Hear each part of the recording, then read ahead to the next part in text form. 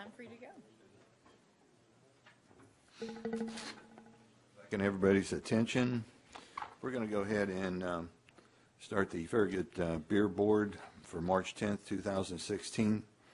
And the first item on the agenda is approval of minutes. Has everybody had a chance to review the minutes from last meeting? Yes, I'll make a motion that we approve the minutes as written. All right, all in favor say aye. Aye. Opposed? Passes. Next item on the agenda is approval of a special occasion beer permit for the Remote Area Medical Cinco de Mayo Festival on April 29, 2016. Yes, sir. The Remote Area Medical has met with the Special Events Committee, and they've gone over all their plans for their event. It'll be held at the Gander Mountain, and they are requesting a special event beer permit. The town's municipal code governing special beer permits does allow for their usage. As I said, they'll be at the Gander Mountain, and they are a not-for-profit organization. And the motion is to approve the special occasion beer permit for the Remote Area Medical Cinco de Mayo Festival, April 29, 2016. Is there a representative Yes. from RAM? Would you step up to the podium and give your name and your address, please?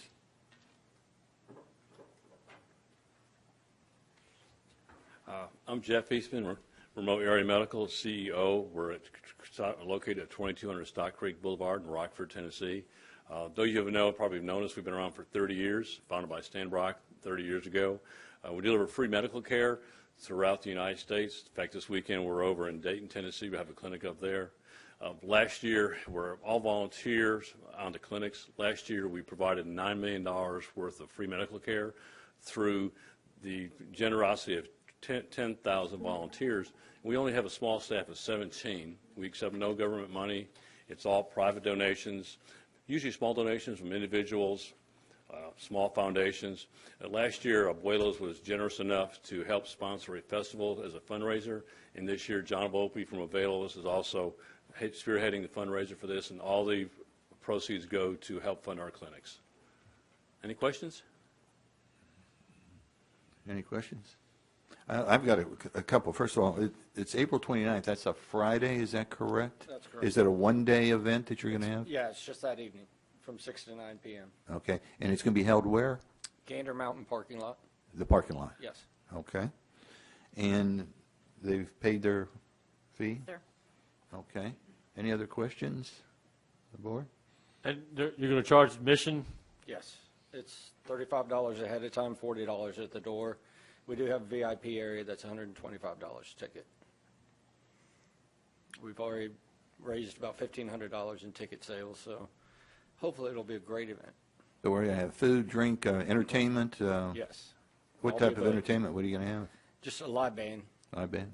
Terrific. Kenny Chesney, right? Is that what I heard?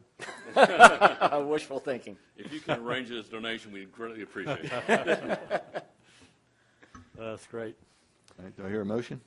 Motion to approve. I'll second.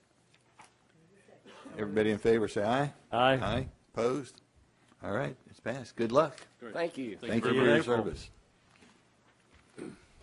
Is there any other business from the board?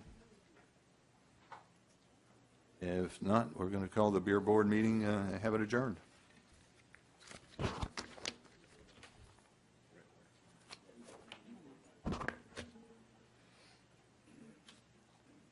Is it 7 on your clock? 7 o'clock, straight up.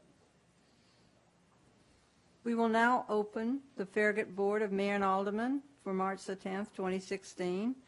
Would you please, no, do not please, yes, please rise. But we have someone here to offer our invocation, Mr. Justin Willis from the Tennessee Knoxville Mission, if you'll come to the podium.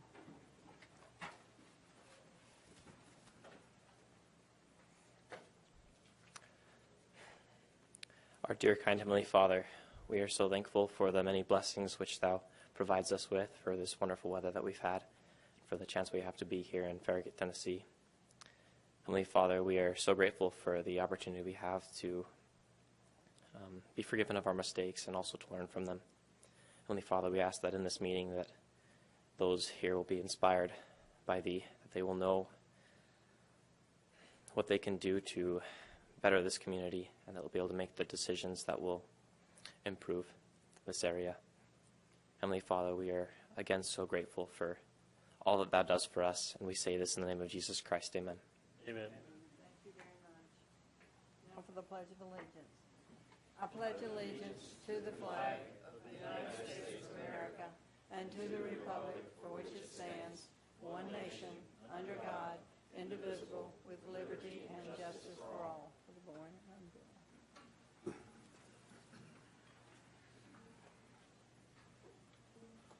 unborn. Next, we have the approval of the agenda. Is there anyone that thinks we might need to make a change, or what? How do you feel about this? I make a motion that we approve the agenda as written. A second? Second. Now, all those in favor of the approval of agenda as noted? Aye. Okay. Next is the mayor's report, and our mayor, Ralph McGill, was unable to be here this evening because of the death of his mother-in-law in Houston, Texas.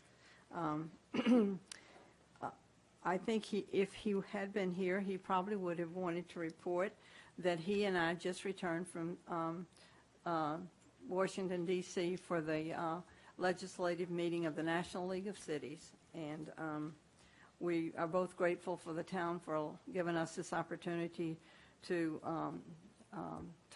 go there and tell all about the wonderful town of Farragut. Is there a citizens forum tonight? Yes, ma'am. I have one speaker. It's Melissa Martin at 631 Heron Road. Okay. You can come to the podium.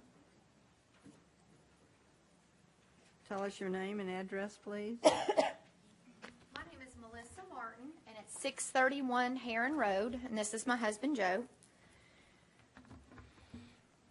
We were here before you guys January the 14th, and about our stormwater issue, our drainage issue at a residence next door to ours, which we rent. And since I met the 2 weeks after we were here, I met with Daryl Smith and Scott Brewer, and we talked about all this and showed them the pictures, went over the map with them. If y'all recall, I gave y'all a stack of pictures and a map. So I discussed all that with them, and it was great. It was a go. And actually, Mr. Smith had sent me an email dated on February the 8th. What he was concerned about was fixing our driveway because it poses such a safety hazard to those traveling on Heron Road. And he was concerned that it would set a precedent for the town. So, and I will be happy to share this email with you, but it says, I'm sorry I failed to call you back last week. After meeting with our town attorney, Tom Hale, we've concluded that the replacement of the culvert under the existing 2 driveways on Heron Road can be accomplished by our Public Works Department without creating a precedent, which was my main concern when we spoke earlier. So I thought everything was a go from this after meeting with Mr. Smith and Mr. Brewer for over an hour. And so I emailed him twice, and I made 2 phone calls, and I didn't hear anything back until last week. And he called me, and he said, do you know, he said, I've just thought about this more, and now, we're not going to do it. We're not going to fix it because it's on private property. So then I started researching, and so I went to the town website, and there was an ordinance that was adopted by the Farragut Board of Mayor and Aldermen on October the 27th, 2011. And in here it does say the town of Farragut is not responsible for the maintenance of stormwater and drainage features located on private property. But the last clause on here says the town reserves the right to deviate from this policy for the health, welfare, and safety of the community. So like I had stated earlier, there's 8 school bus trips that come up there. And what I was able to do, and I'm not a real smart technology person, but we had a real heavy rain in February. And I shot some video footage of the water as it's being released from the holding pond onto my property, which then goes down. So I'd like to show that to you all, but you'll kind of have to huddle together. Is that okay? Or, y'all can each press play. And I've got some other pictures, too. But it is getting to be more of a problem with each rain. So I don't know really. Can we just all kind of get up here where we can see your... Yeah, that'd be great. So this after this rain, and this is the drainage culvert here, as water is going down, and I apologize, like I should have figured out how to do all this and put it up on your fancy screen, but you can see the water still coming down. And this is at the culvert where it's getting ready to wash and come over the road. This is how That's much. just the driveway where you're, Yes, this is a driveway where the whole problem is. This is it coming over the driveway, and Heron Road is just right here. This is the area between the two driveways where you can tell, and I mean, this wasn't even anything like the rainstorm that we had in January. So here again is the water as it's being released from Turkey Creek coming down this way. And I mean, it was an area, it was white water. I mean, you know, it was like, I guess a Barbie could have probably wrapped it down through there. But it's all the way up and where the water is now over the tile. And so it can't absorb it to keep going down there. And let's see, here's my movie. And this was a big concern because this is what the town recently did. It collects water coming from the road, like Sweetbriar subdivision is right here. So it's collecting the water coming from the road on the top, and then there's a drainage tile under. So it's getting all this extra water coming here. So two sources of water coming in there, and that one little tile is trying to house it. This is the water as it's being released from the holding pond. And here's the video footage. I mean, oh. This is the water as it's being released from the holding pond. I don't think it's going to work like that. It's coming out so fast. this is a 36-inch pipe. There's JC Keep in mind, this is the holding pond between, right behind, adjacent behind the TVA Credit Union and Panda Express, which you just put a new fence, somebody's put in a new fence against the Turkey Creek Land Partners. But the amount of that holding pond is draining the roof line of J.C. Penney's, which is probably at least a 200,000 square foot building, the parking lot, part of Parkside Drive, and the parking lots of TVA and probably Panda Express and even the other bank, which looks like a prison, Tennessee State Bank, I think it's called. It's a real nice building, I think. Yeah, coming out So, so fast. so good-looking prison. I would question also, is the holding pond functioning properly? Because it's supposed to allow a certain amount of water, right? That's the intent. It's supposed to meter it out, yeah, so. But this is just coming, like, and it flooded. I mean, the water just poured like this for about 5 hours. So when Mr. Smith emailed me back, or he called me on the phone, and he said, we've decided not to do that because the amount of acreage has not changed. Like when there's no more acreage been made to that area where the water goes down. And no, the acreage has not changed, but what has is the condition of that acreage. Because it Yeah. used to be the earth, and the water could Okay. soak up the earth. Let's let you get back up to the podium so everybody can hear. We've seen the pictures, so. Yeah, I would point out, too, that was a limited commercial development originally, and if you remember, it was passed to allow J.C. Penney's to come in there. So we went from a green space that could absorb the water to limited commercial, which if it was a doctor's office, some smaller structure, then that would have been the case. However, it got changed in the zoning to allow J.C. Penney's. And again, if you look at the size of J.C. Penney's, I'm guessing at least 200,000 square feet, maybe 150. Just the roof line alone. Then you look at the parking lot and all the adjacent property, as I mentioned earlier before.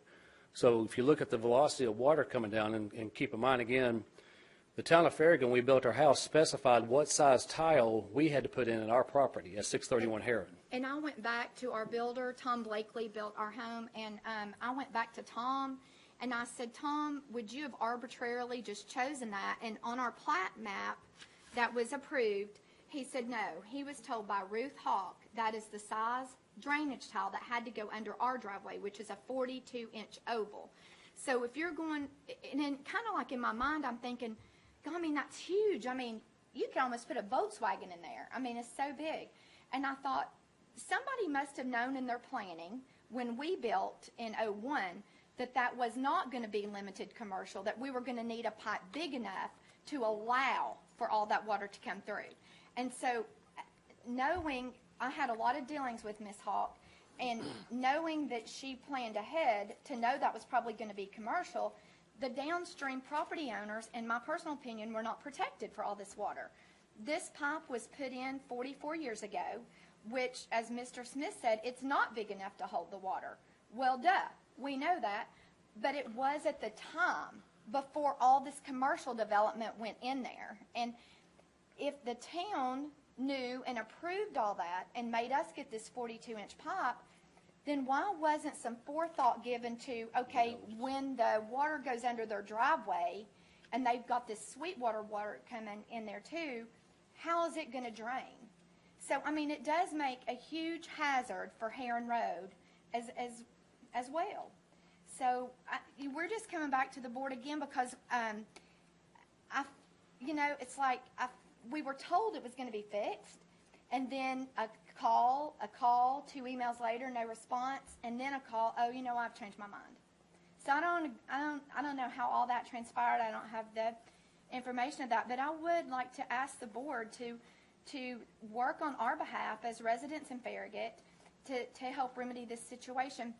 And see, here's the thing, like, when my aunts lived kind of where JCPenney's is, my great aunts, had we bought that and installed like a 30-building apartment complex or something like that, well, that would have been on us. We would have had to worry about, okay, we've got parking lots, what are we going to do with this water drainage? But that wasn't us. And so this water that's coming to us was brought to us not by us. And when we were there, it wasn't the problem.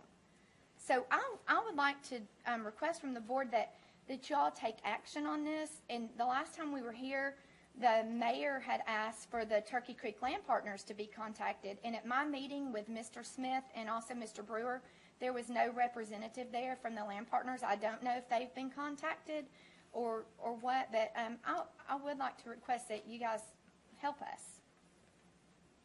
Can I jump in here real quick before we get too far into this? I feel for the Martins, especially the issue that you're dealing with out there. One of the circumstances that you have all the time is, engineers, they look at these basins, they look at all the water that's flowing through these areas. And one of the things that they make sure of is that the basins, the detention ponds, whatever it may be, is large enough, big enough, and can maintain and handle all of the water for any kind of development that comes through. So the volume of water that's coming across your property technically shouldn't be any, it will be more, but the rate of that water going through should not be any greater than it is right now. You may see when it rains, more water lasts longer in the pipe and then flow through a little bit longer, maybe 30 minutes an hour, whatever it may be longer, maybe more than that.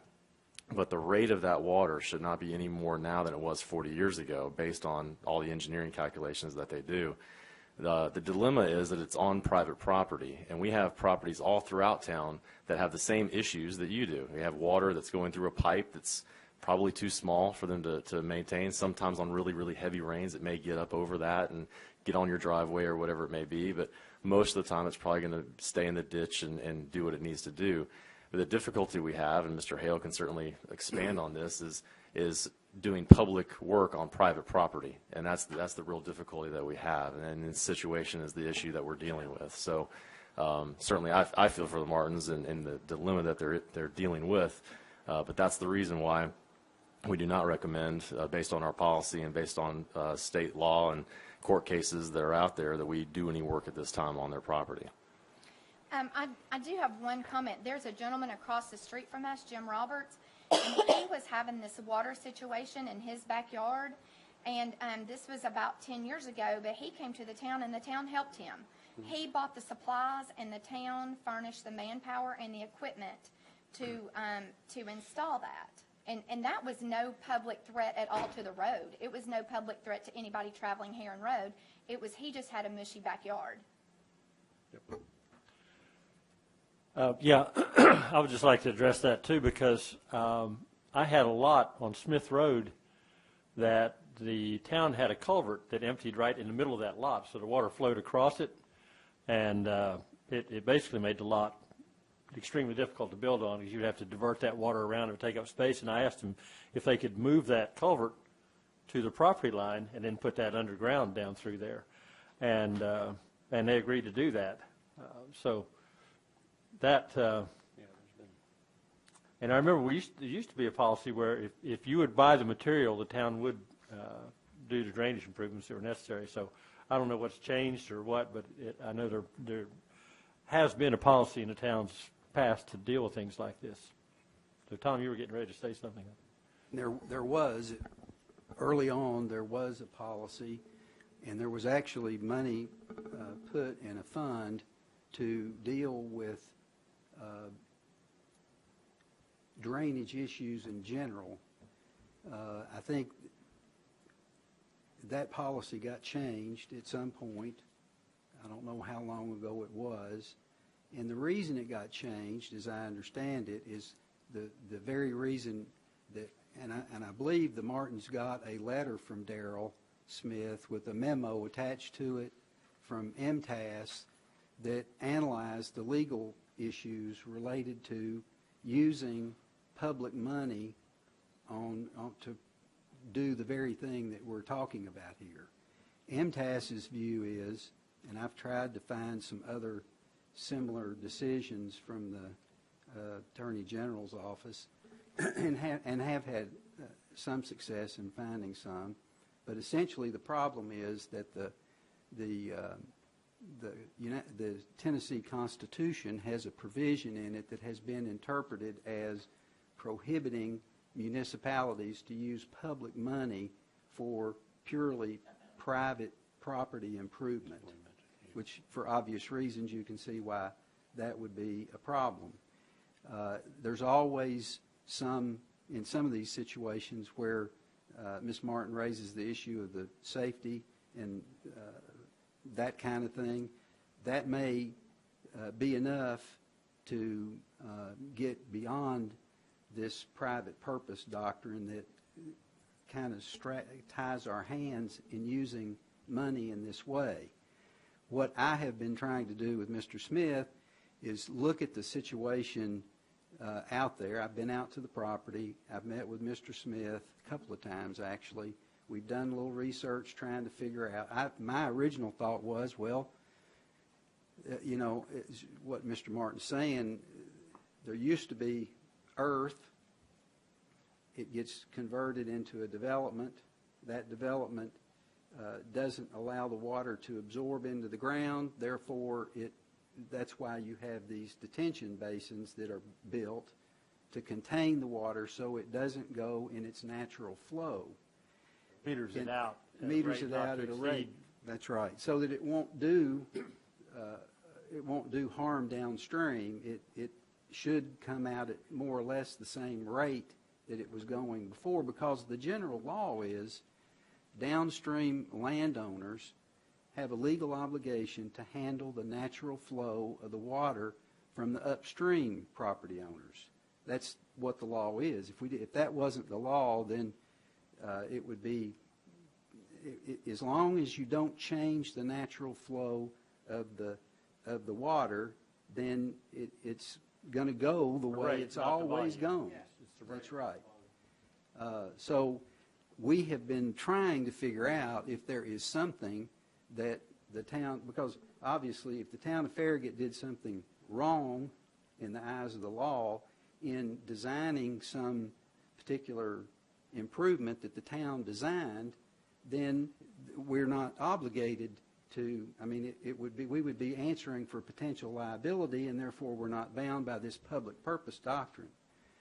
Well, if we can't find any basis upon which we should be responsible in the eyes of the law, then it's difficult for us to make a judgment to spend this public money on private property. That's the rub that we have. We have not been able to find any project that the town of Farragut did that has caused this problem to exist. It's possible if that detention facility over there is not working properly, that may be a source of somebody who has responsibility for it. But, you know, as far as when it was designed, the Farragut Land Partners had competent engineers that worked on the design of it. I've looked at that detention facility. It's huge. I can't imagine it ever fills up with water. It does. It does. Well, if it does, then, but does it ever come over the top? No. But So it should be metering out the water, though, at a rate that it should be handled. And you know, you have all kinds of issues here.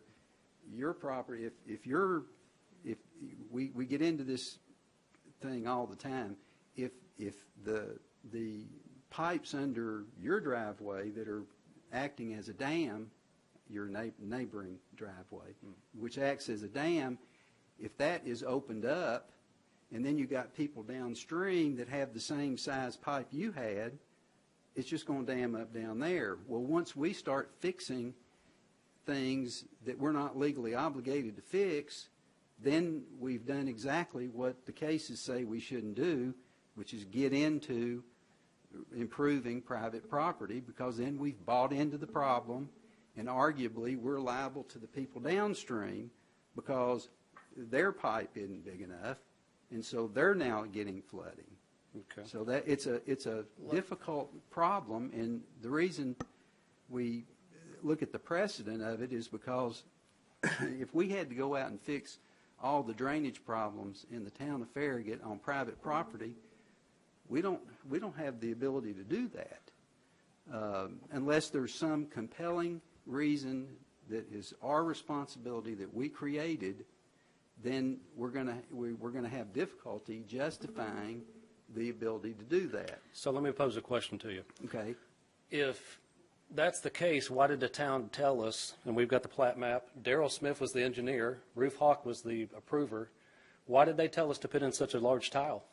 If the planning of the design of that holding pond was going to be allowing 18 inches, which is the tile diameter at our property, which is 609, why weren't we told by the town of Farragut 18-inch tile? Because based on the holding pond, if the design is the way it should have been, then this would not have been an issue, correct?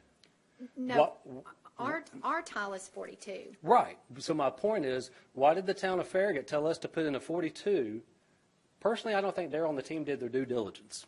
I think that's what happened. Well, we're not the designers for private development. Let me just be clear about that. But you told us the town of Farragut told us what size diameter tile to put in. And you ought to be thankful they did, because if you put an 18-inch pipe in there, it'd be dammed up on your property. But, okay, now why is your that? house Because is. you just told me that the holding pond should have been designed as if that structure, JCPenney's or nothing else, ever existed. So if that was really working the way you described it, then this would be a moot point, because if it can hold 18 inches downstream, why can't it hold 18 inches upstream? See where I'm going? Why were we told by the town of Farragut to put the diameter of pipe in the tile, based on your argument that that is a structure designed by engineers that measure flow and velocity of water, and that if they calculated all that, why wasn't that 18 inches on my property? Trust me, I'm not an engineer, and I doubt you are either, but if an engineer looked at this and designed it and said this is the way it should be done based on the amount of water in this watershed and how much can be let out of the pond at any particular time, then it should be appropriate. But it's not. If you want to meet with Farragut Land Partners, there's nothing that stops you from doing that. Well, they're not going to do anything. They won't even put up. But my some argument trees. is, Mr. Hale, is the fact that how can you argue that the detention pond was designed with the intent of acting just the way it did before that property was developed, because that's what we talked about, and yet tell me that the town of Farragut has no obligation? The town of Farragut and the Planning Commission told us what size tile to put on my property. You specified. I have a document here that tells me what size tile I had to put in. So if that's the case, how can you say that, well, we don't have any obligation because it's, if we go in and replace yours, it's another downstream issue down the line. I understand that. But why did the town of Farragut tell me what size? The tile under your driveway is not the problem. No, it's the 609 driveway. Yeah, it's the but one my that's been argument there is for back how many to what you years? told me about the holding pond. If the holding pond's designed to drain correctly, then in theory it should have been designed to drain enough water that would be sufficient to drain the 18-inch tile on 609, which is our rental property. But we were truthfully, told to that put 18-inch tile, and let me just back up to that piece of property as we go downstream a little bit from your property. Truthfully, that original 18-inch pipe that was put in back in the early 70s may not have been big enough. It was, because going back on your documents from the town of Farragut, the minimum requirement that you all have for a tile is 18 inches.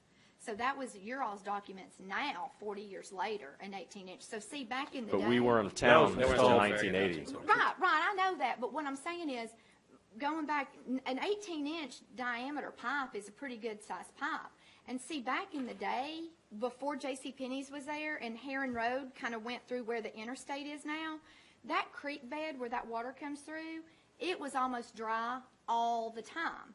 And the reason is because there was a great big potato field there. My grandparents had all their farming fields there. So the fields that were there soaked up the water. Whereas now those fields aren't there because we have concrete and asphalt everywhere. So it's draining through all these pipes into this holding pond, which is letting water out like crazy, coming on me at 631. Well, I can handle it almost at 631. It does get, the ditch where the water comes out, it does go above that sometimes, but it doesn't come across my driveway. But when you go down another 75 yards, you can tell it's come all up over the ditch right there. And it's just it is a hazard. I mean, that Sweetbriar subdivision, there is at least on a daily basis 1,000 car trips up and down that road, not to mention school buses. And the road has actually eroded there. And the town of Farragut has had to come back and fix the road. So that is from this water. And we didn't have a problem until the pennies came in. We built in 2003 before Parkside Drive was even completed. Keep in mind, Parkside, as we all know, was completed on the other end down where the Walmart is. When that all was still undeveloped, we had no water problem whatsoever because you didn't have paved Parkside Drive, you didn't have JCPenney's roof line, you didn't have their parking lot and everything else that goes with it.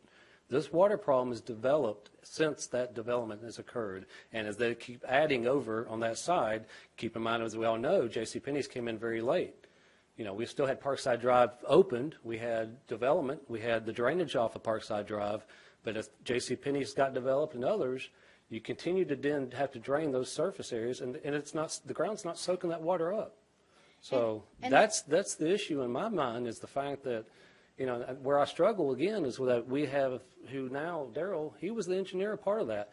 The town of Farragut, the Turkey Creek Land Partners did not specify the tile on our property. So if the drainage culvert was designed to act as it did before all that was developed, I'm not an engineer, Mr. Hill, no, I'm not. But I don't think it takes, you know, it take a lot of knowledge to figure out the fact that that was true a statement, that it was designed to act as it did before development. Then in theory, it should hold 18-inch, it should be able to, I should have been told to put an 18-inch tile on my property, which would have been no downstream problem because it would be the same, replicating the same stream that was there before all that was developed.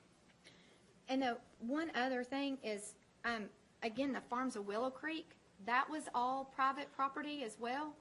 And those big fancy developers in there couldn't sell those lots because their road was having some trouble. And I do believe the town of Farragut went in with the farms at Willow Creek, and they have a partnership now with that. So I do know that town money went to fix private property at the farms at Willow Creek. Our property is not as worth as much money, I'm sure, as that over there, but it's still kind of the same. I mean, you know, like, I don't know, the town of Farragut, the development is what caused the issue on us. I'm not sure what caused the issue at the farms at Willow Creek, but the town did step in there, and it might be because money talks, right? Those developers probably have more money. No, that's not why it was. What happened there was the roads were collapsing.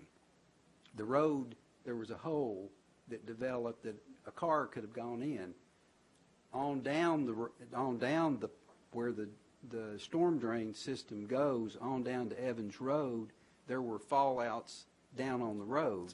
So there was a question of whether or not there was a public safety issue, and that's why that was done. Trust me, nobody wanted to do that. It was only because it was a public safety issue that it had to be done. So precedence, public safety issue in this case. Well, I'm not seeing a public safety issue, but maybe I'm wrong. I wish I had the video on Christmas Day, because if everybody recalls, on December 25th, 2015, we had a pretty phenomenal rain event that morning. And had I shot the video, I wish I had done just that. And I hate to wish another event of that magnitude, but I will shoot another video to show you that once the water comes in that short period of time, you will see the water completely cross not only our property driveway, but actually then encroach Heron Road.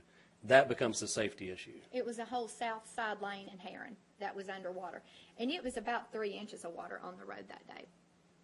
Another one of the main things, it's hard to keep track of, but the maintenance of those ditches and pipes are the private property owner's responsibilities. Oh, I and know. because of that, after being there for a long time, for 40 years, that pipe's been in the ground, many times silt's going to build up within those. And so the amount of water that used to go through them 40 years ago is not going to be the same as it is today unless you maintain that. And so that's another issue that the property owner does need to deal with to make sure that the water can flow through that. So I don't know what you've done, but that would be something we need to do. We've had a man crawl through there, and that whole ditch is cleaned out. Every limb is Good. through there.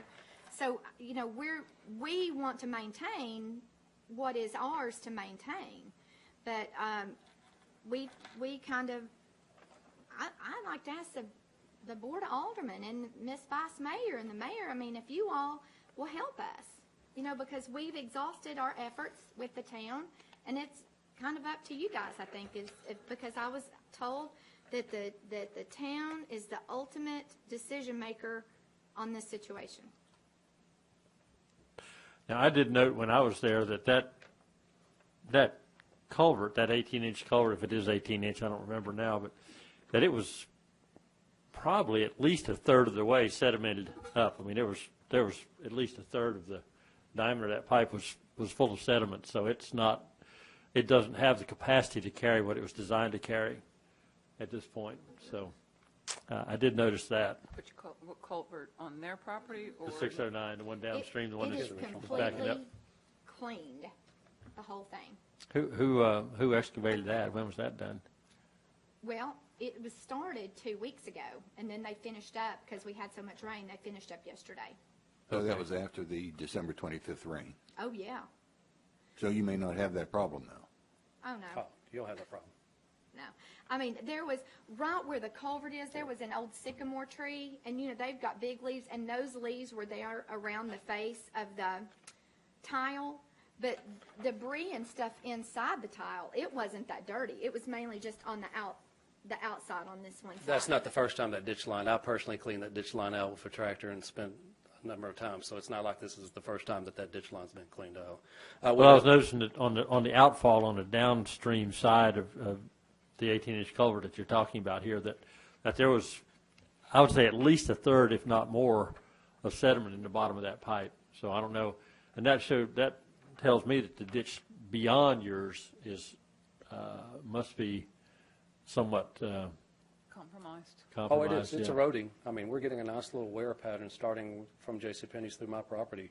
The only reason my property doesn't have it. Now I'm talking about below the 18-inch culvert. Okay.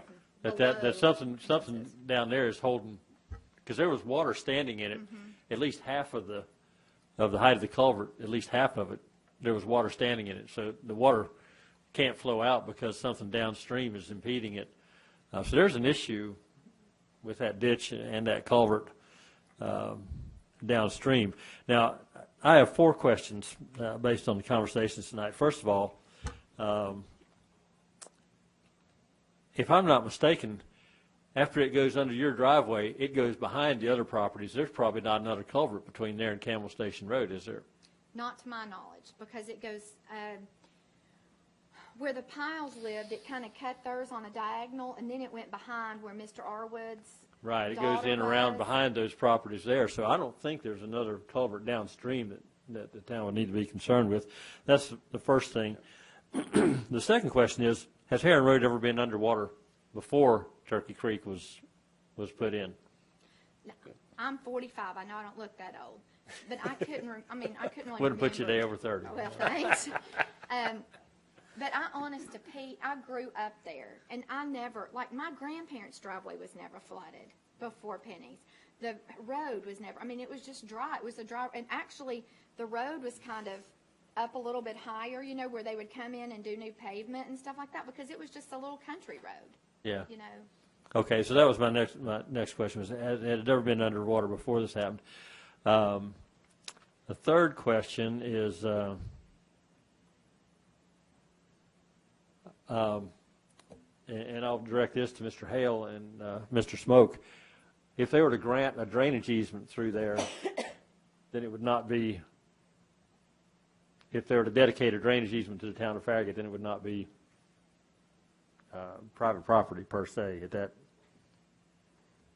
Generally speaking, when a municipality takes an easement for purposes of handling stormwater or sewage or any other utility, it becomes the municipalities, that's the general rule is it's the municipalities to maintain. Yeah, so if we have an issue where a street is flooding, and of course I know Kingston Pike is flooded.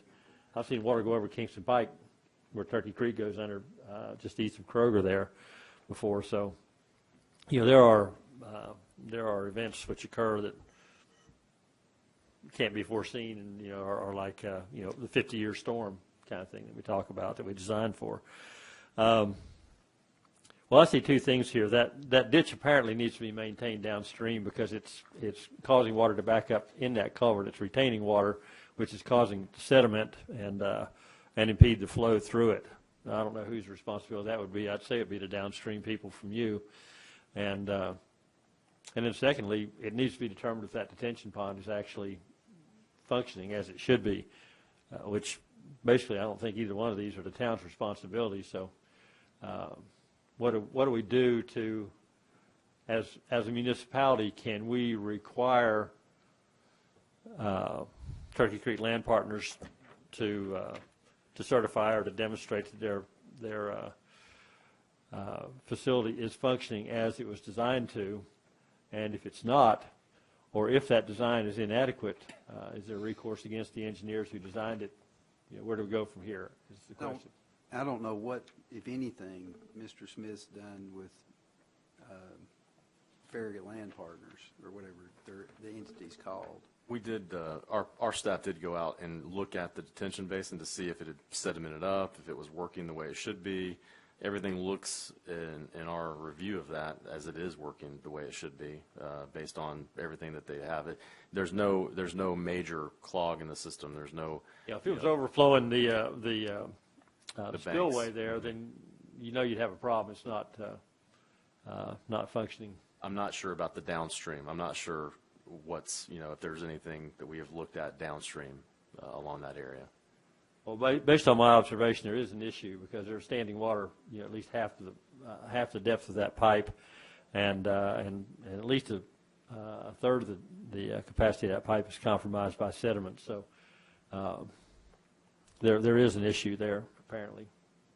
Well, you mentioned that you felt like it was unsafe. Could you elaborate on that? That it was a safety hazard? There is, our school buses, we have a full-size school bus, not a shorter bus, come up and down the road.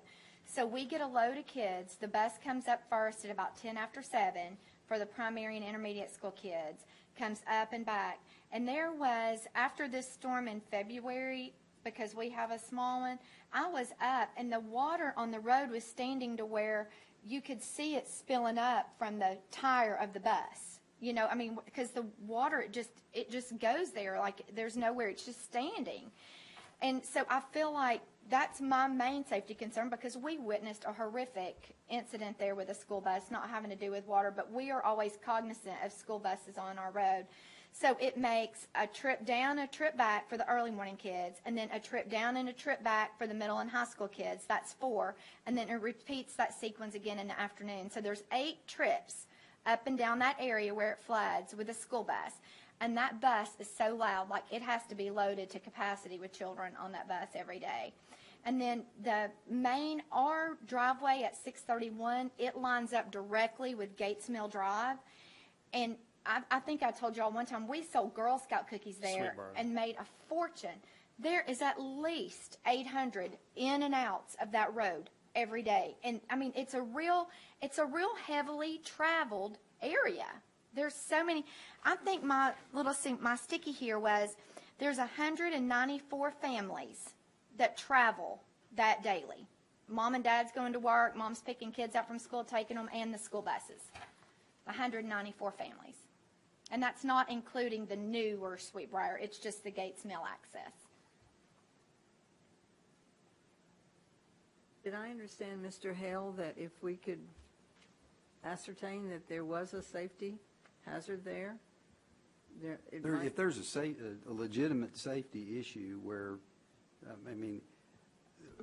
I'm not sure standing water is a safety issue in general. There's standing water all over this town. It comes across Kingston Pike in the heavy rains down here at Shiloh. But if there were a public safety issue, then you wouldn't be bound by this public purpose doctrine. You would arguably have the ability to justify spending the money. I'm not exactly sure it sounds like to me what needs to happen is that somebody needs to change out the tile underneath these driveways that was put in 40 years ago and that now are not adequate to handle the runoff, the natural flow of the water that comes from that watershed. Well, I beg to differ. I don't believe it's the natural flow of water. Mm-hmm. It is the setup, but it's not the natural volume of water. The case law uses the natural flow of the water. There's cases that say just because the upstream developer develops and water cannot go into the ground like it has historically, that's not a cause of the problem downstream. The natural flow of the water from the watershed is the responsibility of the property owner that it comes to, unless there's a design flaw in the process that whoever designed upstream didn't follow the regulations. So if you were outside watering your yard and you had you had one of those real nice fireman nozzles on your water hose, and you turned that right on, say Vice Mayor LaMarche was your neighbor, and you weren't really paying attention, and you turned that water hose over on her yard, and all that water went under her garage and got her curtains and her pillows wet, I think she'd be pretty hot and think that was your fault, even though that water was coming that way. Do you know what I'm saying? Like, we did not engineer or have anything to do with how much water is being dumped on us. It wasn't, before all this development, we didn't have a problem. We had no problem. And now, because Penny's is there and everything else that's up there, we have the problem now. And I guess, again, my contention point again, and I'd love to share this map with you that was They've approved. already got one. I've seen it. Town of Farragut specified what size tile.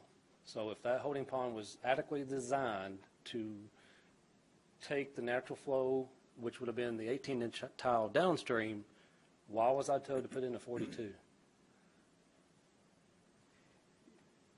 Do you have an engineer that has advised you about these issues? No. Okay. Well, I don't know what the engineers would say about this. I don't know why Ruth Hawk told you to put in that size. I think she was trying to do you a favor. She felt like probably that you needed to have a bigger tile under your property to drain because water. at some point, again, the theory of the whole design of these things is that the water is going to come, the same volume of water from that watershed is going to come down through there. Correct. But it doesn't mean that it's all going to come exactly at the same rate that it did before. I'm not an engineer, again, as I said, and if we would stick and let the engineers that worked on this thing work it out in some way, if possible, talk to the people at Farragut, up at the developer, and see whether or not it's properly working, whether or not it's working as it should. But what you have to understand is we can't just be out here fixing every issue that involves drainage in this town because there are a lot of them. Well, we understand and that. we don't create them. We're not. People that develop the property creates the issues when they're issues sometimes because they're trying to cut corners maybe and they don't put enough in, possibly. I'm not saying that's what's happening here. Well, going to the land partners, it's going to be no fix because I don't know if you all know, but when they built, they were supposed to make this stone wall and all this stuff. Well, 10 years later, I'm still looking at a black, hefty trash sack because nothing was put on that wall. The land Fence doesn't meet partners, requirement. the land partners aren't going to go back and do anything because they haven't done what they told us they would do initially with all the planning. I wonder if anyone has assessed the drainage in actual conditions when the water is flowing. I would be curious to know about that. I would be hesitant to do anything for the reasons that you've stated. I have to say, just as an aside, a friend of mine lives in my neighborhood. Her people behind her built an addition onto their house, and in doing so, the people set they have to put the property so that the water drains correctly. Well, it all drained into their backyard in such a way that they ended up having to put in a retaining wall with drainage to move it around.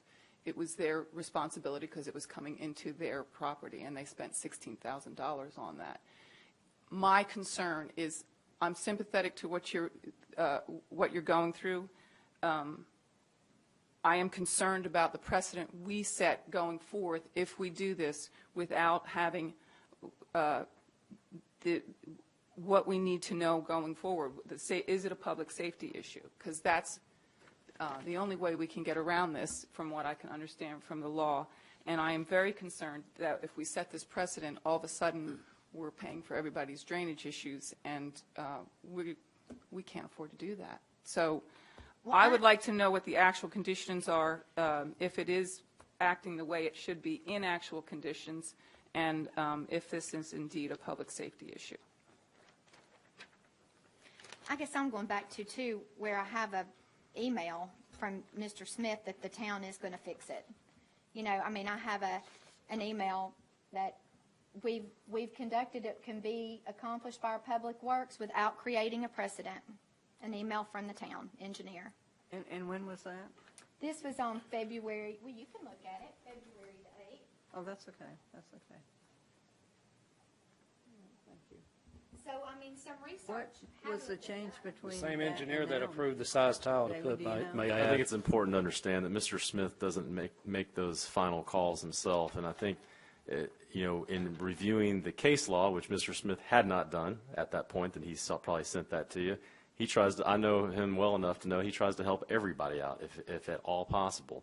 Probably after looking at the case law and looking at what the precedent would be regarding everything we've already talked about tonight, that's why he sent you the email that he did with the case law attached to it, so you could look through that yourself and see that and do a little research, obviously on your own too. So, remember, there's nothing more that we could probably tell you at this point, but we could certainly get more information if you want some in the future to try to figure out if there's anything else you'd like us to get for you. I've got one more question. If this ditch and culvert were in town right-of-way, as most of the culverts are, to follow the road, if it were in town right-of-way, what would the situation be then? We'd be maintaining the ditch if it was in the town right-of-way. Do we have any idea what it would take to repair this problem? No, ma'am. We haven't gotten into any kind of cost estimates or anything like that. Again, just looking at the law and the legal aspect of things, when we looked at that, that was kind of the end of our research on it. Well, I did some estimations on the cost, Ms. Vice Mayor. I was told by Darrell Smith that the town had all the equipment already in its possession that they could make the repairs with. They have every bit of equipment. And I priced out tiles. If it was a 24-inch tile to go under the driveway, it's a 20-foot section of a 24-inch tile, $297 for the tile. And if it was a 42 by 20, which would be the size that we have at our house, it was a round and not oval, that was $1,199. That is just to put the tile under there. Then what would be done too, when they replace the tile, they would take up about a 8-foot section, 8-foot long by like 10-foot wide of the driveway. That would have to be dug up, and then that would have to be reconcreted back after gravels was put around the tile. But the most expensive thing, for us is the labor and the backhoe and the dump truck, that kind of stuff, which the town already has that. And they have the manpower to do it. And I certainly cannot do that.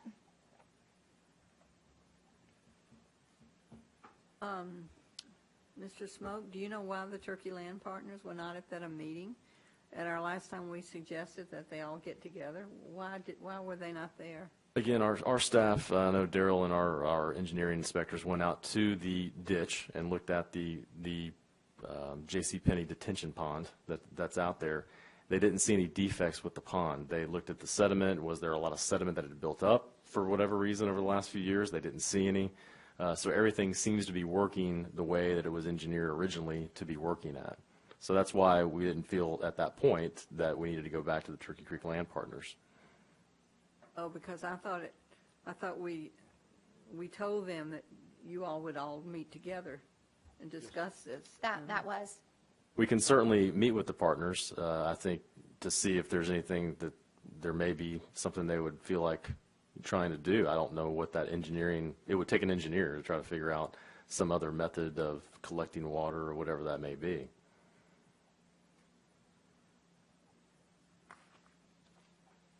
Well, what does the board think?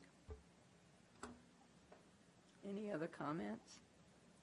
Well, I think, based on my observation there, if you were to put a 42-inch culvert in under that driveway without the downstream issue being corrected, it would just be a matter of time before it would be sedimented up and you'd have the same problem again.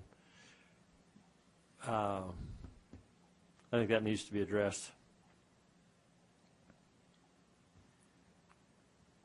Would you make a recommendation or anything about what should be done, or would be? Well, that's all private property down through there, so it may be that the parties who own that property are responsible for maintaining that ditch need to get out there and maintain that ditch. I don't know if the town, if someone's not maintaining their ditch is creating a problem upstream, if the town can compel them to correct that issue. I don't know. Could you address that, Tom or David?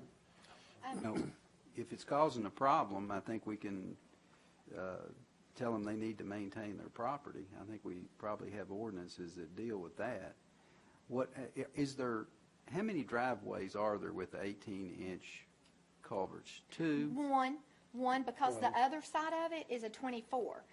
There's two driveways that are kind of side by side like this. That's what I thought. And the one on the right is an 18-inch pipe, and the one on the left is a 24. It was put in the early 70s. But the one on the left that's the 24 that Mr. Murphy was talking about, this is its picture of the water that was in there. Yeah, it's more than half full of water. Which one does the water hit first, the 18-inch or the 18? Okay. Immediately the 24, and then is there any more that you're aware of down from that? No. Yeah, there's one. But it hits yours first. You're at 631. 631, our residence first, the Okay. 42. And you're, Then it's down- flowing through that okay. Then it goes down to our rental property. That's- Our house is 609 And is it blocking up there? at the 18 That inch. 18-inch. Then it turns to 24. Then it turns to 40-something again because there's a driveway where the Pauls used to live. It's the house right behind Publix. There's behind what? The Publix supermarket. There's a driveway, a house that's right behind the Publix. There, you don't. That driveway is downstream from you? Yes. It sits back. You can't really You can't see the There's a house. bunch of those But, pear trees. but Mr. Hell asked if there's another driveway. I know of at least one other driveway downstream. So It's their got- their is it culvert got may be part of. 42? I don't know. I don't know what that it's the size. 42. I didn't go measure theirs. I think it's larger than 18. Well, visually Well, I can say it's larger. I would say that pipe, that next one may be part of the problem. If it's sedimented up and causing slow flow through yours, because obviously something's holding water in that culvert. Because it was a dry day, it hadn't rained in several days when I was out there. I think when we looked at that, under standing water, as you can see, half that pipe has got standing water in it. So it looks like there's a downstream issue as well as an upstream issue here. It's hard to say which one is the lead. It's probably a combination of things. You got a little bit more flow than that 18-inch pipe was ever designed to carry, and an issue downstream that's impeding flow through it and causing it to sediment and retain water, which diminishes the ability to flow through it. So where do we go from here? What we were, I guess we can look at it a little further. What we were trying to determine is if there was something that the town had done that was contributing to or had contributed to the problem that we were legally responsible for. We haven't been able to identify what that is. I'm hearing that because we gave somebody good advice about the size of their pipe, that somehow, that's not causing the problem, that somehow that's our problem. I don't think that I didn't say would that was work. root cause. I didn't say that was root cause. Okay. I'm struggling with the fact that your engineer and your own team told us what diameter. And again, based on what you told me, those are designed, which I understand, to replicate as if it was an event 20 years ago or 10 years ago. Well, I'm not sure it's that. It's saying the same amount of water has to be designed for, but the flow may be, it may be a greater flow at a particular time. They try to hold it back. And they do.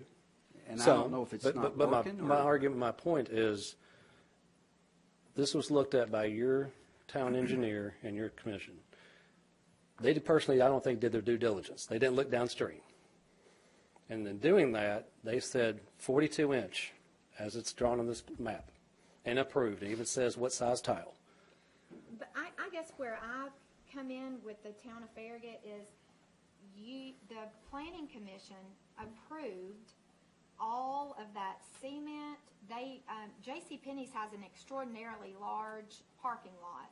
And I was told it was because of how big the building was how many parking spots they had to have.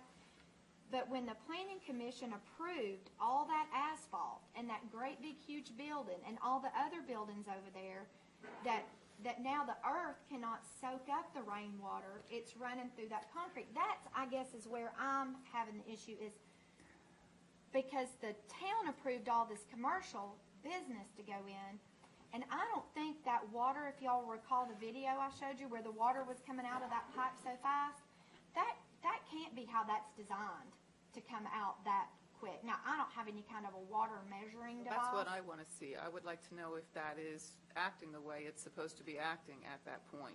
Right, how will we know that? I don't. So what size pipe is that water coming out of? Oh, let me tell you. I've got it here on my map.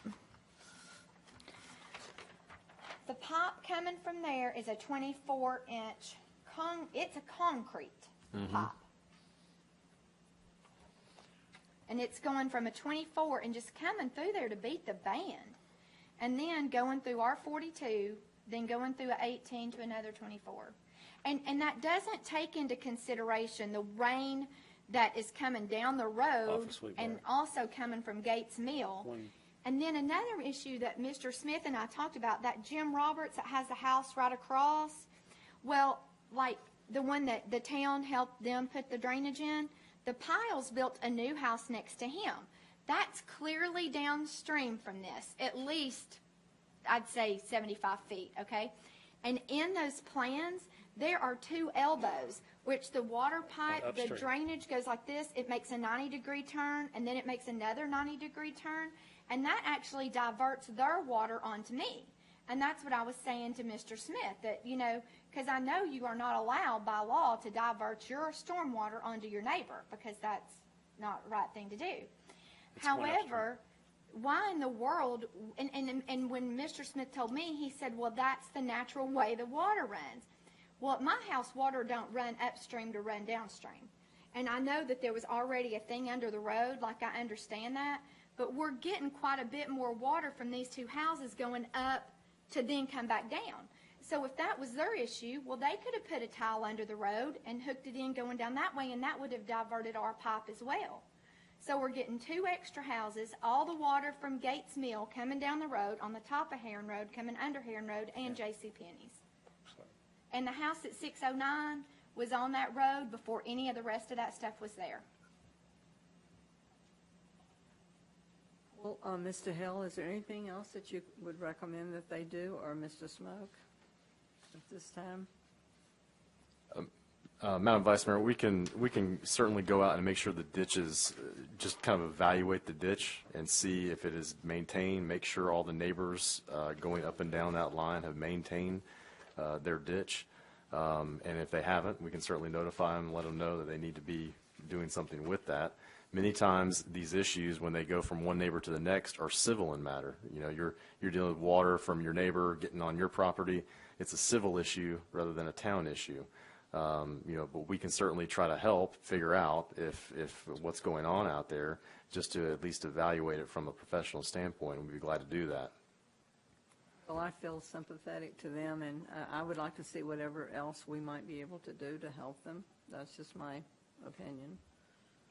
If it's not legal, I mean, I know we can't do it, but maybe it is unsafe, and those are the roads we take care of. So I think let's just take another look at it. That's what I would want to do. What pipe did you record? I'm sorry, Dot. What pipe did you record that all that water's coming out of? That is coming out of the, The cement, the concrete that's pipe. coming out of the 24-inch pipe, the one coming out of the holding pond, Okay. that, Upstream outflow. where the video was from. Sorry, Dot. No, that's okay. That's okay. I'd just like to point out one more thing, and but on your all's policy, on the policy from the town of Farragut reserves the right to deviate from this policy of working on private property for the health, welfare, and safety of the community. I mean, and that's in your all's document. So you all do have the power to fix this or help us get it fixed. If there's a compelling health, welfare, or safety issue, which would need to be determined. I think that also one thing you mentioned, you would make a good lawyer. Your argument about the concrete absorbing the water, that had occurred to me, and I thought, well, maybe that's something we need to think about. Well, lo and behold, there's 2 or 3 cases where the exact same argument was made, and the court said that's not the development of property so that natural water that flows onto the property does no longer go into the ground because it's got impervious surface. That's not a basis for liability for the municipality. There's a case out of Brentwood that is exactly that argument was made. And that's part of, I think, part of what the back and the forth was. Mr. Smith's trying to figure out a way to help the situation, and yet he's got some limits on what he can do because the law gives us the authority of what we can do and what we can't do. And you point out if it's a safety issue in our policy that we can deviate from the policy, well, sure we can if it's a health and safety issue. But think about it this way. There's a lot of situations that people create on their own private property that create health and safety issues. We can't then be responsible to fix everything that happens on somebody's private property because it creates a health and safety issue. I mean, it's a sort of a shared responsibility for the property owner, and that's why Mr. Smith and I have been trying to figure out if there's something that the town did specifically with respect to a project that created this situation that we would be responsible for legally and that we haven't been able to find it. If you can help us figure out some issue that we created that was, we designed it or we somehow, not Turkey Creek Land Partners, that's their design. We don't design. But y'all approved it. Well, But y'all approved their design. We have to approve a lot of things. We have to look at it, but we don't become the engineer of the people doing the development. We can't do that. That's right. We require that they have engineering done by a certified licensed engineer who is then responsible for that design. And if they meet that criteria, then we can't deny them the project or be responsible for it. That engineer is responsible for it. Well, I understand that, and I mean, just like, now I don't mean to step on anybody's toes. There's the engineers in here, but some of them are real smart, and some of them not so much smart. And so it could have been that maybe we kind of got a bad apple on this project. I don't know that happened, but what I do know is I do know I love this area. I mean, I've lived here my whole entire life, and I didn't have this problem before that pennies came in. I didn't. And so how is it my problem that because J.C. Penney's came in and all this mess was created and now Heron Road's flooding? This is my worst nightmare. Me and Joe watched a little boy get dragged by a school bus down Heron Road and scared the daylights out of us. And if I saw a school bus hydroplane on Heron Road because there was standing water in there and kids got hurt, that's what's going to be bad. I mean, that's what's going to be horrible. And it could happen. I mean, it's a low place right there, and the road has already eroded, and the town's had to fix it. So, I mean, and to me, it's just an accident waiting to happen. And I mean, I like to sleep at night. I don't want something like that keeping me up. You know, so I just really beg you guys to try to come up with some way. And I mean, Joe and I'll stick Joe through the pipe to clean it out. I mean, you know, but we need some help, you know. I mean, and honest to Pete, I wouldn't be opposed to, like, Mr. Markley, you got help from the town years ago. My neighbor across the road got help from the town, you know, as far as putting pipe in and stuff like that. Would that be my first choice? No. But, I mean, there has to be some way that the town of Farragut, that you guys can work with us to remedy this situation. I mean, there has to be a solution, because let me tell you, you can't make your neighbor pick trash up out of their yard. Do you think I'm going to get these people to go down there and clean out a drainage culvert? I don't have the power to do that. I mean, you all don't have the power to do that either, that I know of. So Unless it's in these. I don't know. I think what I'm hearing the board ask the staff to do is to look at this again and try to do some further investigation to pinpoint if there's something that can be done. I think that's what I'm hearing them say. Well, when would you like for us to come back and hear Well, what you I have to think say? that you need to appreciate the fact that the town people here have asked us to do that, and we're going to do it. We have other things to do. Everybody in this world has a lot of things going on. Mr. Smith has got on this once. We've come to a decision. We're now going to go back and review that decision and try to figure out some way to help you. So I think I would say thank you and let us move on. I do appreciate it. I do appreciate it. But I want to kind of know a timeline. I mean, you know, is it going to be a month? It depends on if we're going to contact the land partners and their engineer. Which we were supposed to do originally. Well, I don't know that we were. I don't know that we're. It was brought up in this meeting. Stated if we. Well, The mayor asked for it. Let me just say that we will work on it as quickly as we can. Mr. Hales is exactly right. We've got a lot of things that are going on. And frankly, we may want to see with the work that you guys have done with maintaining the ditch out there in the last couple of weeks, how that affects any future rain events. I mean, that may help too. So there's a lot of things that we need to go out there and investigate and do. I can't give you a timeline now, but certainly Mr. Smith will be following up with you as soon as he can to try to figure out if there is anything else that we can do for you. Okay, thank you. Thank you. Thank you. Next, we'll have the approval of the minutes as written for the February 25th meeting.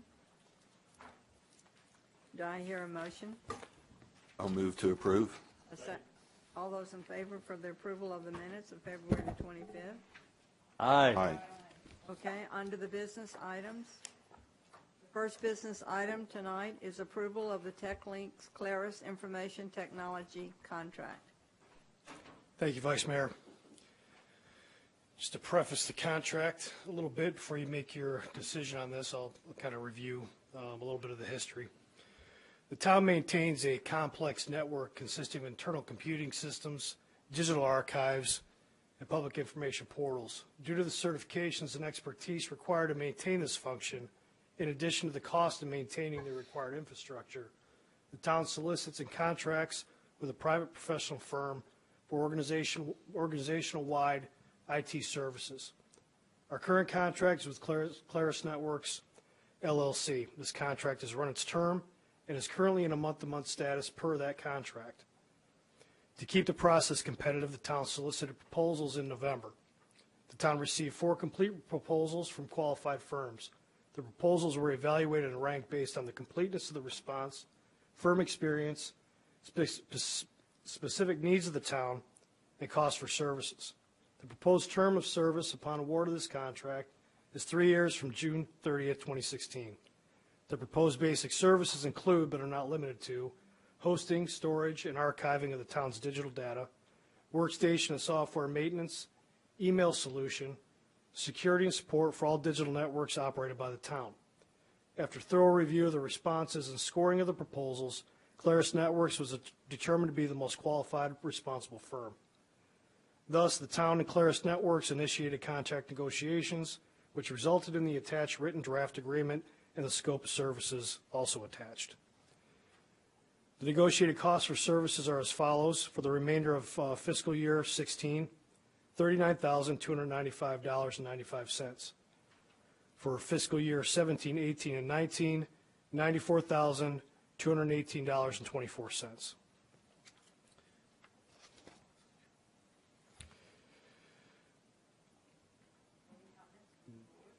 One of the longest contracts I've ever seen. Yeah. Yeah, this was a good one.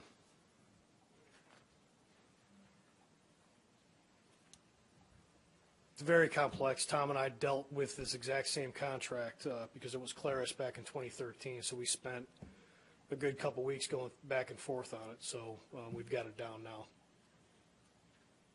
Any change from the previous contract, or is it essentially the same contract? Same thing, other than the cost, no change.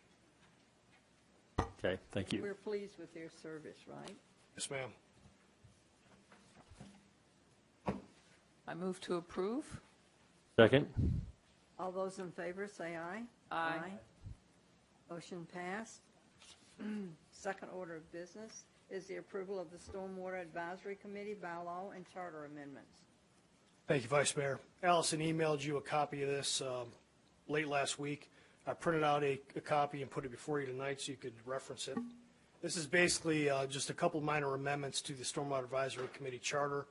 The first one would be the youth member addition that we discussed a few months ago and did with the other committees. At that time, we talked about them coming back with this other amendment. The other amendment deals with the qualifications. I think it's lessening the qualification for the engineer. If you flip to the back of the second page, you'll see the black line version where it talks about at least one member that is a civil or environmental engineer, preferably with a PE certification. And that replaces the language that required the PE certification. I can probably guess the reason was maybe they weren't having trouble finding a PE for that position. So I think this takes that strain off a little bit. But minor amendments, we're recommending approval.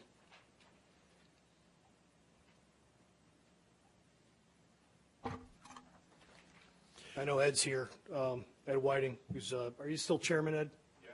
If you have any questions. Well, obviously, it's preferable that we have a professional engineer on that board, but if the town's not willing to hire one or pay one, then I guess we need to be grateful for who we have. Yep. Ed Whiting, 405 Sugarwood Drive, and chairman of the Stormwater Commission. Committee. Yeah, the problem was we just have been unable to find that specific qualification that was in there, and it's to a large extent really isn't relevant because as a civil engineer, an environmental engineer is probably a better fit, and they can have PEs, but it's not as common. So. How often do you guys meet? Once a month? Pardon? How often do you meet? Once a month. Okay. We met this afternoon. That's why I'm still here. How long are your meetings? Hour and a half. Okay. Usually. See if I can twist a friend's arm and see if she might be. It depends on how far we get into talking about regulations that are impending and to a large extent address stormwater runoff issues. There's a big issue, and how property in the future will have to be designed to handle runoff and what have you, which is a big issue. We've been kicked around by EPA and TDEC and all that sort of thing now for about 3 or 4 years. Yeah. Is this, while we got you here, Mr. Whiting, is this we just spent an hour addressing an issue. Is this something that you guys could take a look at or maybe help the staff out? We weren't asked to, and in fact, the only reason I knew about it was having listened to the complaint at the Board of Aldermen's meeting last month or the month before, whatever it was. And I personally looked at it too, like you have, and and there's some engineering issues, and that would have to be, carefully looked at and seen what the designs really were and approved, because some of what I heard was tonight I'm skeptical was correct. But so is this something that David, Tom, you think these guys could be a resource? Maybe they can help you out, help figure out what we need to do, or if we need to do anything? I think certainly they can. They could. We could definitely take it to them at their next meeting and see what kind of ideas they have, and let them do a little research on it as well. I'd like to request that we do that. Yeah, be fun. Okay, great. yeah, Thank you, Mr. Whiting. I'll be glad to take a look at it and propose something for the. Yeah, I think the more eyes you have on a problem, usually the better off you are. So we Okay. appreciate the wealth of experience that you guys as a committee have. We appreciate your service. Thank you. Any other comments? If not, do I hear a motion to amend the Stormwater Advisory Committee charter as proposed? I make a motion that we amend the Stormwater Advisory Committee bylaw and charter as proposed. Second. All those in favor say aye. Aye. Motion passes. Next order of business is the approval of contract 2016-11, the entrance park and wayfinding signage. The purpose of this agenda item is to consider approval of a contract for the production and delivery of new town signs. The majority of these signs will be made of HDU and will feature raised lettering with a wood grain background. The HDU signs will last much longer and require less maintenance than many of the current park signs, which are made out of wood. In your packet and up on the screen are the designs for the proposed 16 signs to replace the current signs. So the first ones are for the parks. Once we get past the parks, we have the town hall and the museum sign.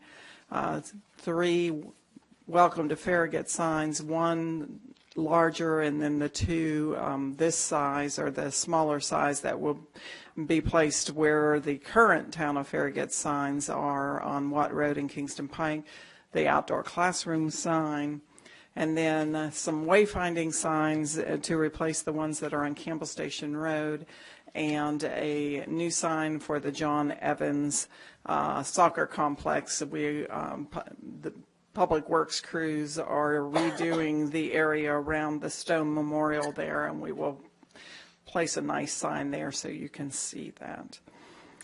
We've received 5 bids for this project. The lowest bid was withdrawn at the bidder's request. The next lowest bid was Graphic Creations for an amount of $31,360.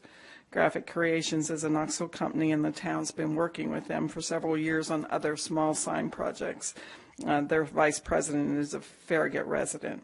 I'd be glad to answer any questions. I've got one. Ms. Stool, could you tell me what HDU is?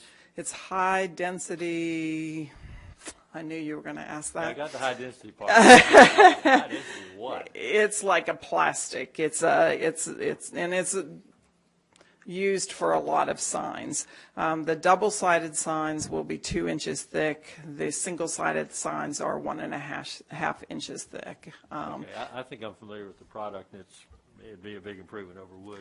Yes, and there's a couple signs we have that are the HDU, but they will, they will last a lot longer than the wood ones with a lot less maintenance.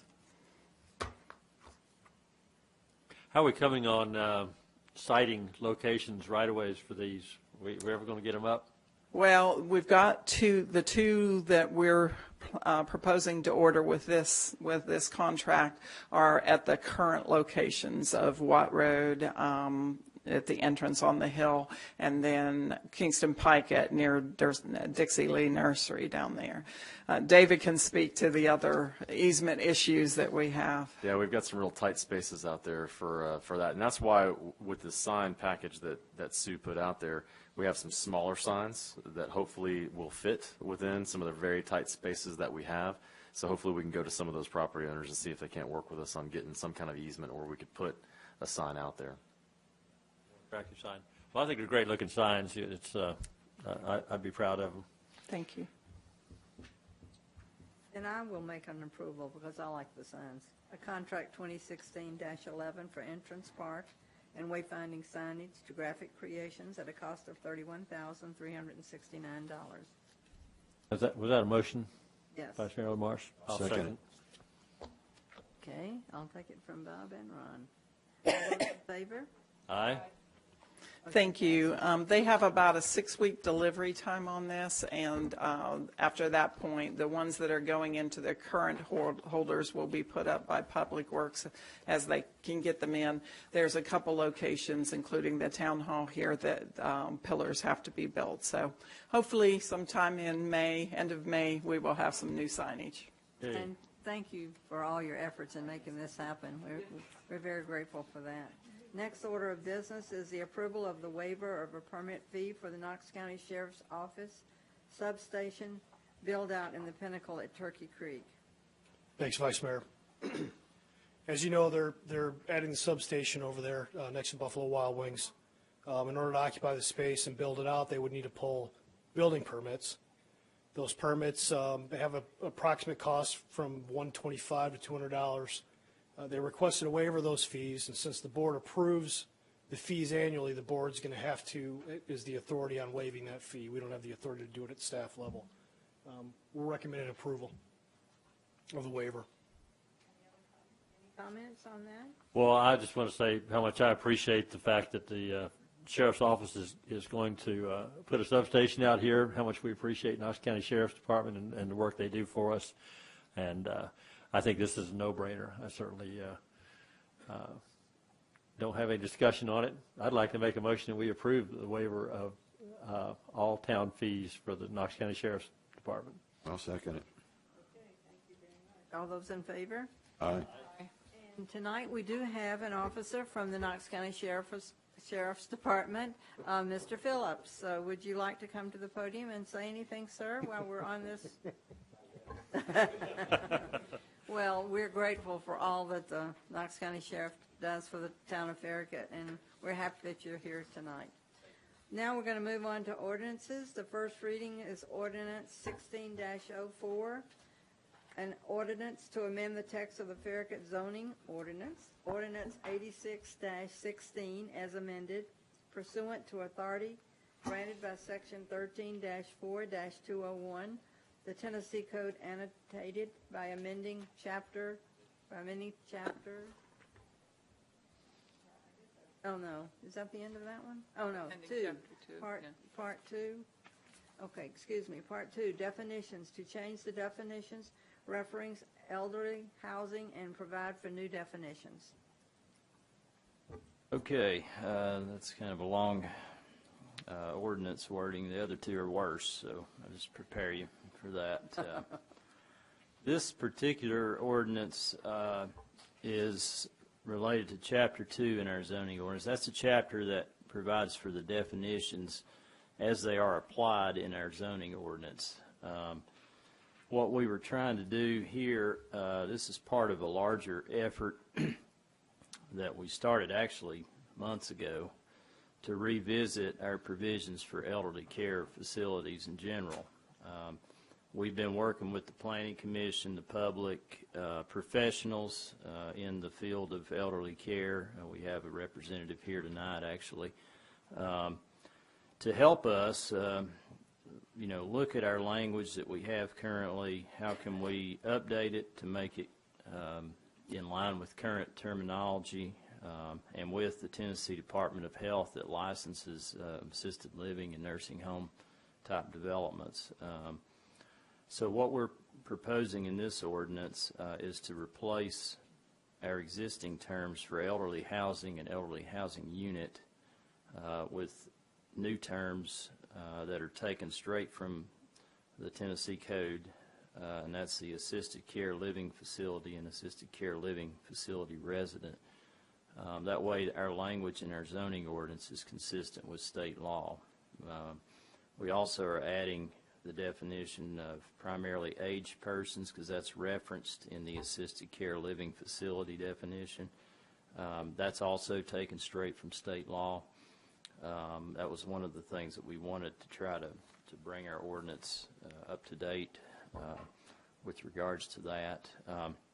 We also, related to subsequent ordinances that will be before you tonight, we're adding 2 new terms to this chapter, one for independent living and care facility, and the second for senior living community. That first definition talks mainly about people that are more independent and need less assistance than perhaps what you might find in the assisted care living facility type resident or a nursing home type resident. And then that second definition is for larger type elderly care campuses, I guess, senior living communities, where you could have a mixture of freestanding, detached looking buildings for more independent type individuals and a facility type building, all on the same part of the same development. We didn't really have anything that clearly provided for that kind of development prior to this these ordinances tonight, so that's why that particular definition is in there. We did not amend the nursing home definition. We felt like that was accurate as currently written. There were 3 other definitions in Chapter 2 that we updated, and basically all we did was just replaced where those referenced elderly housing with the new term for assisted care living facility, and those terms were boarding house, dwelling, and dwelling unit. This ordinance was presented to the Planning Commission for a vote last month. They recommended unanimously to approve Ordinance 1604. As I mentioned earlier, we've talked about this for at least a couple of workshops and some other discussions in the past 2 or 3 years, and the staff recommends approval of Ordinance 1604 on first reading. Thank you, Mr. Shipley. Any comments from the board? Well, I think this is a good bit of housekeeping and makes our ordinances more concise and more easily understood, and eliminates some opportunities for mischief. And I make a motion that we approve this change. Second. All those in favor of this motion to approve Ordinance 16-04 on first reading? Aye. Aye.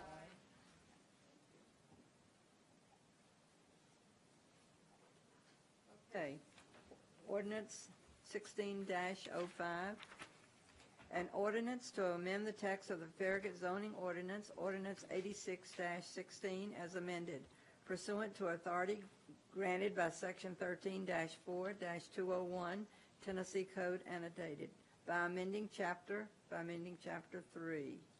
Specific District Regulations, Section 20, Community Service District S-1, to provide for new provisions, and Sections 11, Multifamily Residential District R6, 12, General Commercial District C1, and 28 and 28, Open Face Multifamily Residential Overlay, to change the permitted uses. That's a lot.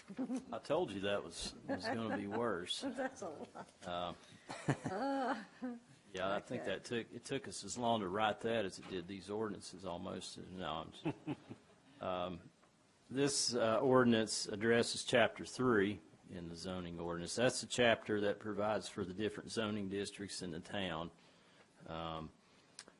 During the past few years, we've had a number of inquiries. We've met with a lot of people that have had interest in doing assisted living type developments on properties that would require rezoning. Historically, the only districts where those type of developments were allowed were our multifamily residential and general commercial zones.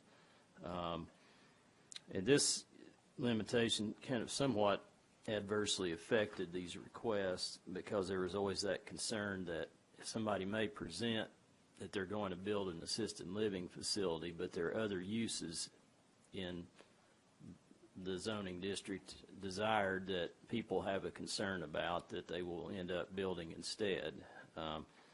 So what we were trying to do is figure out a way of addressing that. We worked a number of workshops with the Planning Commission, and the direction that they asked the staff to pursue was to,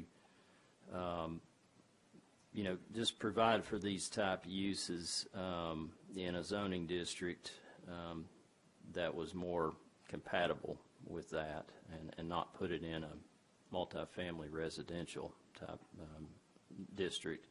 So what we did was provided for these kind of low impact, and I'm talking about traffic in particular, elderly care type uses, in a zoning district that was largely kind of institutional in nature and that could transition better with abutting existing residential areas. We looked at the community service zoning district. It is the most similar to civic institutional type land use. It's described in our land use plan. And basically this ordinance, the primary aspect of this ordinance is the replacement of our current provisions in the S1 zoning district with new provisions. We didn't want to create a new zoning district, and the S1 is an underused zoning district. So that's why we picked the S1 to try to, add these uses in that district. The new provisions that we're proposing bring out a lot of the policies and guidelines that are talked about in our land use plan and in our architectural design standards. We've got some flexibility and setbacks. For example, we allow people the opportunity, they don't have to do this, but the opportunity to bring this building up closer to the street if they want to. Take some of the rigidity out of our zoning provisions and give the developer more flexibility, which can also help the abutting residential areas because you can get the building maybe further away from those areas. Provide for transition areas and instead of buffer strips. We're trying to encourage a greater sense of community and developments when they come in. We want them to be integrated with what's existing, not isolated from what's there. We don't want to be building barriers. We want to build integration. So we call those things transition areas instead of buffer strips. That's kind of a new thought process. The streetscape and outdoor open space is some language that we've included, like in our mixed-use town center, and that's a lot of that's taken from our design standards. Connectivity and low-impact development are some other ideas that are taken from our standards. So we feel that the language we're proposing in the S1 really blends a lot of our policies with our regulations. And I think it gives the developers and the existing residents a lot more options and a lot more protection for the residents. We did not change the name of the S1 zoning district because we felt otherwise we'd have to end up rezoning the properties that are currently zoned S1. There aren't that many. But, basically the community service district was, it demonstrated what we were trying to do, although ideally it would be called civic institutional.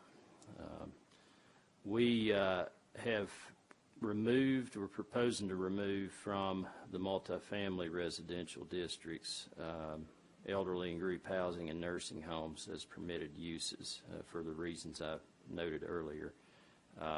We have retained those uses in the C1 zoning district because all of our existing elderly care projects are on properties that are zone C1, and we didn't want to create non-conforming uses by amending the ordinance. So When the Planning Commission did take action on this in February, they recommended approval of Ordinance 1605. Again, we workshopped this a number of meetings, as the guys in the back there can attest to. I've relied on experts in the field. I'm not an expert in elderly care, not at all. And I've, sent my drafts throughout the process to people that are, to get their feedback, as like the definitions we were talking about earlier, and then the provisions in the S1. Is this doable? Does this make sense? Is this consistent with what you deal with in other communities, those kinds of things? Because I want it to be workable as well. So the Planning Commission did recommend approval, and the staff recommends approval of Ordinance 1605 on first reading. Thank you, Mr. Shipley. Comments from the board? Well, since we have a member of the Planning Commission here, Ms. Povlin, do you have anything to, any comments on this? First, I have a housekeeping issue with the OSMFR. We're removing elderly and group housing as regulated in Chapter 4 and number 3, and number 4, nursing homes as regulated in Chapter 4. I assume accessory uses and structures now becomes number 3. Customary home occupations as regulated in Chapter 4 now becomes 4. Yeah, those all getting renumbered when we send it to Municode. Okay. Yeah. I would like to add this was a long process going through this, you could imagine, going through the different chapters that we went through. What I really like about this is the transition areas that we've added in, and the flexibility there with different types of transitions, so that you're not that you have that protection with the single family or the residential areas that would possibly abut to it. And that's where they're required, is transitional areas required when you abut to residential areas. I find that to be, and the low impact development, they worked hard to fit a lot of our new standards into this particular zone. So I think it's really worked out well. We worked really hard on making sure that we got the language right. Well, based on what I've heard, I would like to make a motion to approve Ordinance 16-05, the amendment to the text of the Farragut zoning ordinance. I'll second it this time. All those in favor? Aye. Motion carries. The next ordinance is 16-06, an ordinance to amend the text of the Farragut zoning ordinance, Ordinance 86-16, as amended pursuant to the authority granted by Section 13-4-201, Tennessee Code, annotated by amending Chapter 4, General Provisions and Exceptions, Section 7, Elderly Housing 10, Group or Cluster Housing Projects 18, Nursing Homes and 20, Parking and Loading to change the provisions associated with elderly housing and nursing homes and remove the provisions for group or cluster housing projects. Mr. Shipley. Okay, this ordinance relates to Chapter 4. That's the chapter in our zoning ordinance that spells out some general provisions and exceptions. Primarily, this ordinance involves the replacement of our current elderly housing section with a new section for senior living community. As I mentioned earlier, senior living community is a kind of a larger tract, multiple building, multiple type of building facility development that we, up to this point, we didn't really have clear provisions that would provide for that. That's the main change. The general provisions that would apply to assisted care living facilities, or formerly referred to as elderly housing, would be addressed in the base zoning district. So there wouldn't be a need to have that separate section. We feel that the provisions we've included in the S1 zone could, provide for any of the requirements that type of development would need. The term senior living community was actually provided to me by a professional that deals with these type of developments throughout the region. It was a term that they'd suggested, and we certainly appreciate the input on that. Similar to the S1 amendments that we talked about earlier, the provisions that we have in the senior living community section of Chapter 4 bring out a lot of those recommendations and guidelines that are in our land use plan and our design standards. It provides for building-related transitions that we've never had in any of our zoning districts before. That's in our land use plan. As part of this ordinance, we're also doing a little bit of housekeeping. We are proposing to remove a section dealing with group or clustered housing projects. That's it's a one-page chapter in this chapter of the zoning ordinance that's never been used to my knowledge, and the language is very outdated. So we wanted to clean that up as part of this amendment. We've also made some minor amendments to our nursing home provisions just to make them consistent with other provisions in these ordinances, as well as our parking and loading section. We've modified that to bring that section into more consistency with the amendments that are before you tonight. So this chapter was also reviewed and workshopped with the Planning Commission over a period of months, and they recommended to approve Ordinance 1606 at their meeting in February, and the staff recommends to approve this ordinance. Thank you, Mr. Shipley. Any other comments from the board? Any comments? Well, I like the idea that it helps advance the provisions of a comprehensive land use and also for the architectural design. So I'm going to make a motion that we approve Ordinance 16-06 on first reading. Second. All those in favor? Aye. Motion passes. Ordinance 16-06. Now may we hear from the town attorney? No, the town administrator first, sorry. I have nothing to report tonight. And our town administrator? I mean town attorney, I'm sorry. You'll get it right. I'll get it right. It's getting late. I have no report tonight. Thank you, sir, for being here and helping us out. And the Farragut Board of Mayor and Aldermen is closed. Thank you for being here, those people.